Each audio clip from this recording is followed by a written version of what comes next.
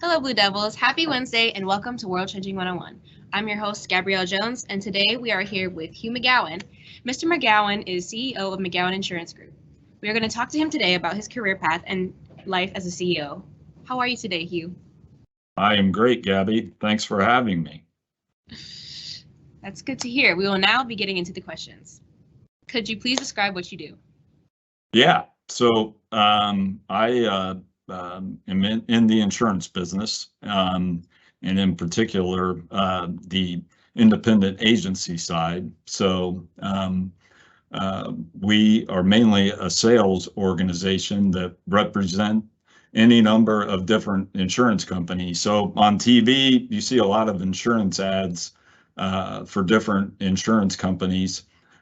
We represent numerous of them and are kind of a middle person between the client and the insurance carrier. And we not only insure a home and auto, which, everybody kind of thinks of, but we also insure businesses and many complex things about businesses.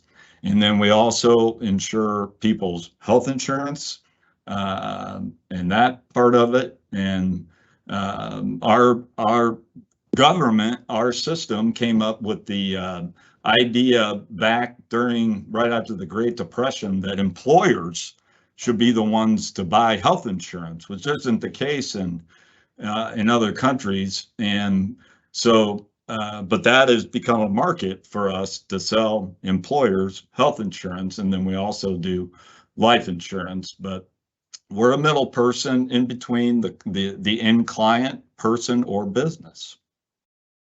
Awesome. When did you know that this was something you wanted to do? Well, I wanted to be a sportscaster, actually. So, and I did that in college, and I kind of thought about doing that. But I had a couple of people tell me that, the success in that industry would be doing play-by-play for the Omaha Royals minor league baseball team. I wouldn't be doing necessarily the NFL today per se. So there was a lot of uncertainty with that, but that was kind of my track early on. I didn't really know this is what I wanted to do until my last year or two of college. And then I did go to Chicago. I actually worked in the Sears Tower on the 46th floor and worked for Chubb Insurance Company, because I didn't know if I wanted to go into the banking business or try the insurance business. And actually, I got the best of both worlds, because Chubb, one of the carriers we represent, insures banks. And so I was able to keep my toe in the banking world, keep my toe in the insurance world. And then after being in Chicago for a couple of years, my dad approached me about coming home and joining the family insurance agency. So it kind of was an evolution. It wasn't necessarily just one point in time. It just evolved over time. And next thing I knew, I celebrated my 29th anniversary on January 10th. Wow. So you want to be a sportscaster. Did you play sports? No. In high school, I tried. Yeah. I mean, those I didn't get cut from. So, but yeah, I'm a huge sports fan, enjoy it. My teams aren't very good, but, and I part of me always wonders, if you had 2 or 3 lives to live, I wonder what I could have done in that space. I actually, I went to Notre Dame, and the other part of it was my freshman and sophomore year, I had tremendous access to, and it's big time Division I sports, but I had tremendous access to coaches and players and could go in the locker room, on the field, on the court. But I also had to be in a coat and tie and not really be able to enjoy those things as a student, right? Because that was kind of, believe it or not, the South Bend Tribune had an article on the front page that said, "Student radio does the job, but no one listens." And it was a picture of me and my partner, because no one really listened to it, but we did it. And so, yeah, I don't play sports anymore. I'm afraid I get hurt. And, it's not like when you're 18 or 20, you can't get hurt when you're my age, Yes. because you could take you down and take you out for a while. And I can't do that anymore. But I do love to exercise, treadmill and elliptical, but I'm very snobby. Only, temperature controlled, indoors, watching TV. So I don't go outside or do anything too hard. That's fair. Is there a goal or New Year's resolution outside of work that you could share, family or personal?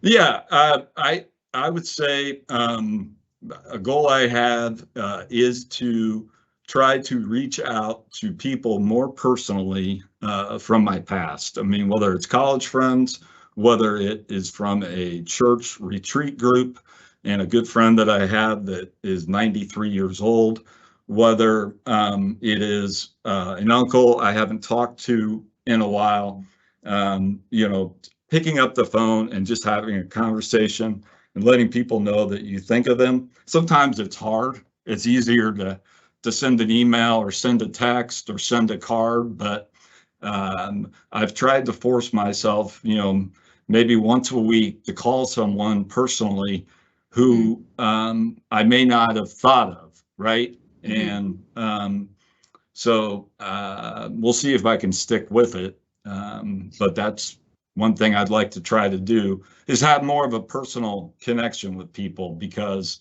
in today's world, there's just less and less of that, with and so many business meetings we do, remotely and virtually. So in person is and on the phone can do wonders.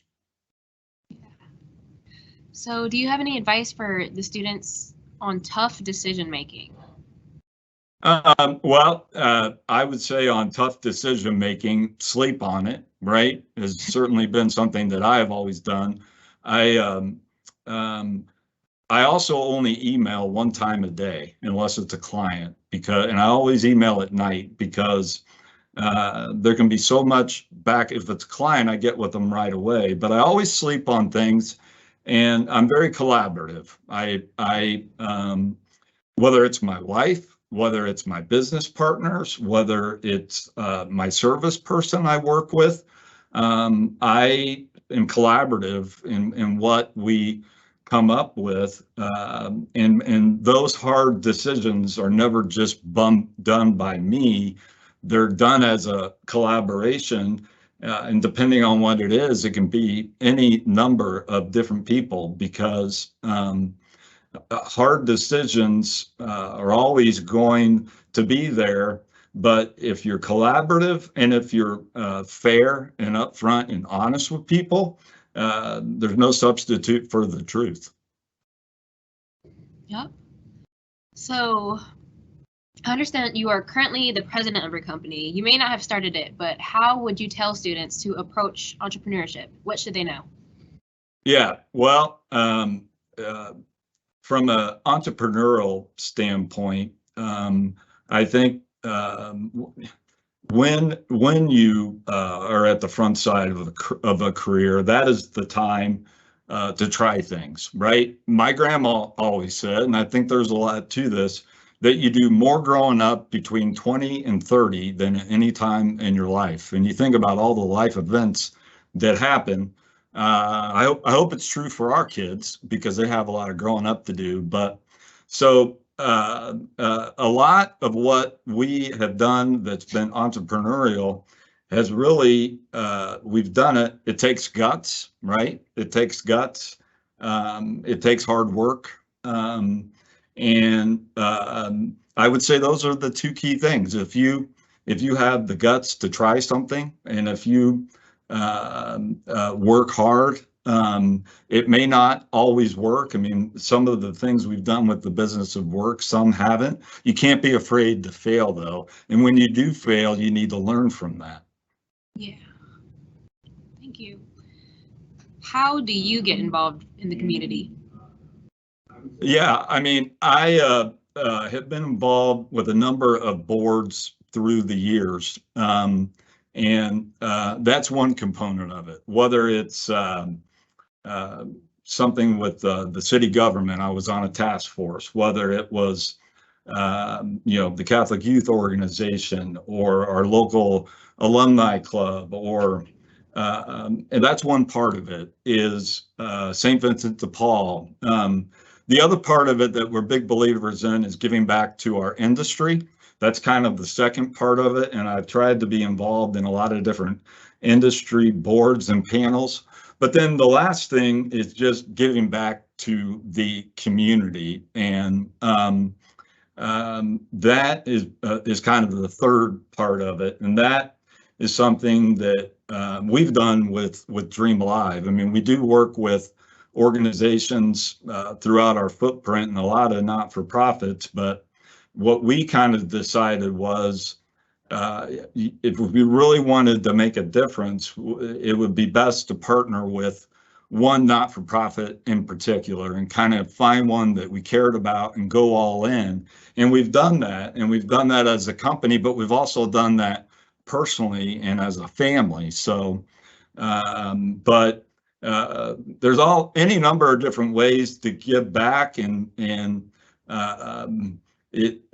community, civic, business. We try to do all of them, and all of those things you get out of what you put into it. Yeah, exactly. Do you have a favorite funny or inspirational quote, book, song, or poem, and why is it your favorite? Well, it's interesting. I really, I haven't read a book in years. So I'm a big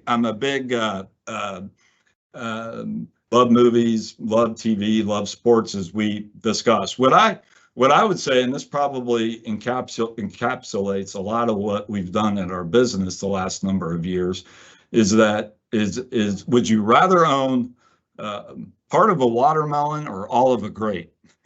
And what we have done business-wise is owned part of a watermelon, and that approach and that thought process, I'm fortunate that I love what I do, and a lot of that has to do with the people that I do it with. But that probably one quote encapsulates what we've done as a company. It's hard being a grape, Yeah. I mean, but it's a lot easier to be part of the watermelon, where you've got people that work with and count on. That makes sense.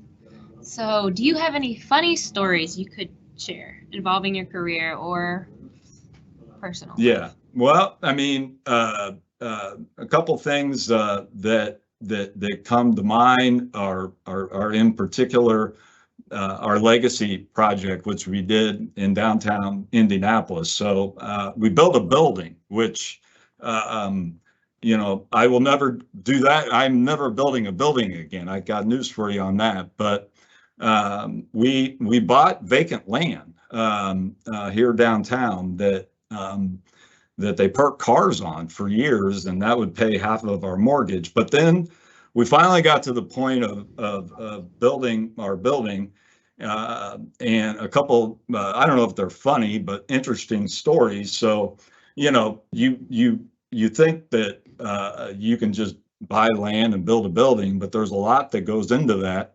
And they found on our lot here lead, arsenic, and petroleum. And that's not funny, but actually everything in downtown Indianapolis has lead, arsenic, and petroleum. So, I mean, you just don't want to have enough that they have to take it off site. But so one thing that was kind of unique that happened to us when we did decide to build the building, it was a very tight deal. We had to go over to the city county building and submit our plans to the Division of Planning. And so we go in this room and we've got our plans, and we're going to build this 19,000 square foot building. And this guy comes out the door, glasses, pencil, and he looks and he's like, we've always thought for this lot here downtown that it would be, 167,000 square foot building with 7 stories, and you're only going to build 19,000 with 2 stories. And I said, well, yeah, I mean, but keep in mind, I mean, right now there's nothing there. So, I mean, I know we may not be what you had hoped for, but I mean, at least we're going to do something. So he said, well, I'll tell you what. He said, why don't you pay your architect to come up with a plan to build a 7-story, 167 square foot building? We know you're never going to do it, but we need to put it in file just to say that you may think about it someday. So over in the division of planning at the city, they've got a plan there saying that we will build a 6-story, however many, and we have no intent, or no one ever thinks we're going to do it. So that was kind of a unique wrinkle. And then in order to do our deal with building our building, we applied for a property tax abatement. And I can tell you that if we wouldn't have gotten an abatement, I'm not sure we would have built the building. And you always hear that there's these people that come and sometimes voice opposition to these abatements. And so we were sitting there over in the city county building. This nicely dressed gentleman came, sat in between my dad and I, and was like, hey, you know, nice to meet you. I'm so-and-so. Nothing against you personally, but I am here today to speak against your abatement. Oh, wow. And he got up and he had all these handouts and so on and so forth. And they ended up giving it to us. But, you know, sometimes you don't realize all that is involved with things until you get into them, and you look back and laugh now. But again, it just took guts, and it took trying to be smart. Yeah, that is a lot going on. I know you guys had, when I was there, you guys were talking about like doing a rooftop thing. Is that still in mind? Yeah, that's the hope. Yep. I mean, we built the building to be able to have a rooftop up there. So we occupy the 2nd floor. On the 1st floor, we've had traditionally 2 tenants. One tenant, the naked monkey, which, you know, if you would have told me that my dad would be thrilled about having a naked monkey sign on our building 15 years ago, I would have told you you're nuts. But it's a hair waxing place. Mm-hmm. And they do great and are a wonderful tenant. We also had a hair salon down there, and they decided during COVID, though, to blow dry hair. In fact, I said that wrong. They decided not to blow dry hair because they were worried about the safety concern. So they lost a bunch of stylists and basically went out of business. So, but starting next month, we have a new hair salon moving in with all kinds. So, which is exciting. And while we pay to build that out for them, we are also going to pay to have our rooftop. So, yeah, it's kind of exciting. Cool. All right. Where is your dream vacation spot? Well, I've often thought Australia. I think I would really enjoy going. I've often thought an African safari would be really cool. I mean, those would be probably I don't know, I wouldn't enjoy getting to Australia, but I think doing Australia and New Zealand and an African safari would be on my bucket list. So like the wilderness type of. Yeah. Well, I you know, it's interesting. I have allergies, and I found, you know, they test you, and I found out I'm level 5 for animals. Like I am as high as could be. So, and I, you know, my friends used to get together and go camping, right? Which is a very affordable, good way. We'd take our sons actually, and we'd all go camping. And I don't camp anymore. I'm not a good camper. I don't know how to put my tent up. it leaked, it was raining. So if they go camping, I just go to the Motel 6, 6 blocks down the road because life's too short. Point being that I am not an outdoor wilderness person at all, which maybe means I should rethink the African safari. We have a dog, it's hypoallergenic. My wife and son love it. They think it's great. Our daughter does not understand. She does not think people should have live animals in their homes, right? So Wow. that's just kind of her. So, but she loves the dog. I don't know that she likes them, but she loves them. And I'm kind of probably more in her camp. But no, as I say that, it sounds cool, but I'm not probably a very adventuresome wilderness type person. Okay. What kind of dog do you have? It's a golden doodle. So, Doodle. yeah, he's a cute little guy, and he's not so little anymore. He's You know, big. you get to a point in your life where our kids are 20 and 16, and you're through the whole childcare thing. And my wife, just one day a week, is a kindergarten aide, which brings up the point that I don't know how these kindergarten teachers could teach a class without an aide, because it's an absolute free-for-all. I mean, the stories she has are so much more interesting than what happens in my world. But but she, I mean, when she's the age, she can't leave, right? I mean, because she can't leave her teacher. So you think you're finally through things, and then you get a call from doggy daycare saying that our dog needs to be picked up because he caused a fight and got in trouble. Oh Well, no. my wife couldn't leave. So I left, and it's really embarrassing to walk in and have to pick up your dog that got thrown out of daycare. I mean, Yeah. I thought we were finally through that, but anyway, he'll hopefully calm down. He's he's a bigger dog, and he's given us a run for our money. But I think that's par for the course the first couple of years. They say if you don't want kids, then maybe you should get a dog and Yeah, they are a lot of work, let me tell you. That and but we all love them, and I think we're getting through the worst part of it, but it'll give you a run for your money. So they don't teach us much about insurance at school. Could you give a quick and simple rundown of what young adults should look out for when leaving for college and or a career? Yeah, right. Well, you know, everybody in Indiana to drive a vehicle is required to have minimum limits of 25,000, or you're breaking the law. In our office, we will not write a personal auto policy because it doesn't cost that much more to have 100,000 limit. So you are going to want to make sure, if you're ever driving, that you have 100 or even 300,000 of liability insurance. The other type of policy that can cover your goods and personal property is a tenant's policy, which again is very, very affordable. A lot of colleges will let you buy it through the college, but if you're going to be driving, you want to make sure you have at least 100,000. And then if you get to the point of home ownership,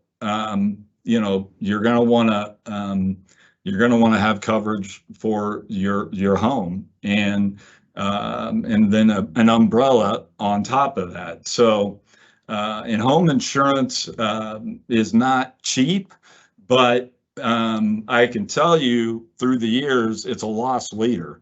The carriers pay out a whole lot more in claims than they do collect premium. So, you know, at a bare minimum, you're going to want to protect when you're driving your vehicle. And then whether you're renting a place or owning a place, you're going to want to cover that. And it's probably not going to be cheap, but I can tell you people use it. Yeah. So for our final question, as a CEO, do you find it hard to take time for vacations or for family? You know, maybe not. It's getting easier and easier. for one, I grew up in my dad's generation. Everybody just wanted to keep working, right, until they couldn't work anymore. And I've only got about 8 or 9 more years, and then I do want to retire. I'll probably get another job, but it'll be one that I can just leave and be done. And because my wife has, sacrificed a lot, and I do want to have that time with her, in our early 60s to go out and do things. Until we get there, yeah, I mean, I do take trips. I mean, maybe a couple a year. I've got great partners that cover for me, and I cover for them. And but I do work a couple hours a day while I'm away, and it just helps me relax more. So it's very important to get away. I mean, because in this business, everybody that I look out my window at is a potential client for us. And the interesting thing about our business, and while people like it so much, is that it's residual, right? You go and you buy dinner, and you're done. You buy your auto insurance, and you buy it from us every year. Yeah. So, I mean, if I'm going out to the grocery store or here somewhere locally, I'm going to be around people that I might insure. And oftentimes it's important to get away because you want to be away from that. And it's important that you do that, and important you do that with your family. So, but I do probably cheat and work a couple hours a day while I'm away, but it helps me relax and not be too bombarded when I get back. Okay. Well, thank you for coming on today, and thank you, Blue Devils, for tuning in. That is all we have. Please tune in next week. And yeah, we'll see you next time. Godspeed, everyone. All the best to you. Thanks, Gabby. Mm-hmm.